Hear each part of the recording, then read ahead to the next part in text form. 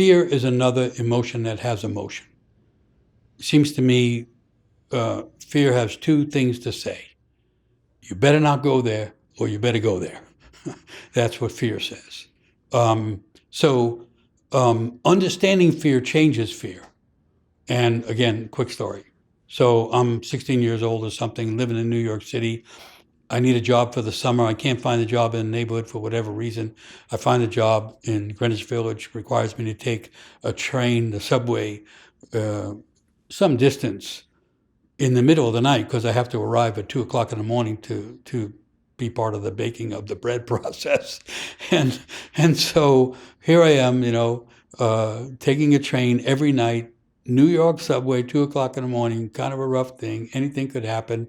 And one day I get off the train and I'm headed for the bakery. The streets are kind of dark, and I just sense something is wrong. I don't know. I just sense it.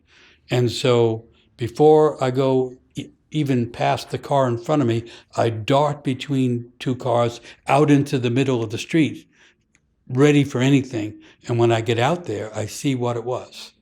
I had already passed a car, and there was a guy bent down at the back bumper of the car, and I was about to pass the next car, and his buddy was bent down in the front bumper of that car, and if I had made that next move, I would have been between them, and I would have been jumped, and who knows what would have happened. As it was, I just followed the fear of the moment, and it led me into the middle of the street, and I could see them, and before they could react, I was gone down the street. So that taught me right then, that night, about fear. That fear tells us, don't go there, or fear says, move now and go there. And so I think fear itself is what we need to know in order to make those two decisions. The old statement is fear is a guide. Another one is that what we fear is where we're going.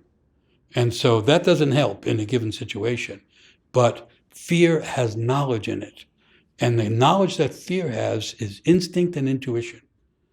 If we respond, when we respond to fear, we become instinctive and intuitive.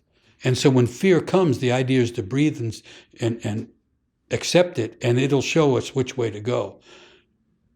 Most people connect fear with paralyzation. I got frozen in fear. Well, that's not fear. That's frozenness as a result of fear. Fear is instinct and intuition and inner knowledge and intelligence of the body that says, move this way now or don't move.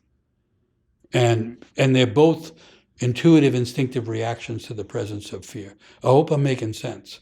And fear comes up when we think we have to change or we want to change.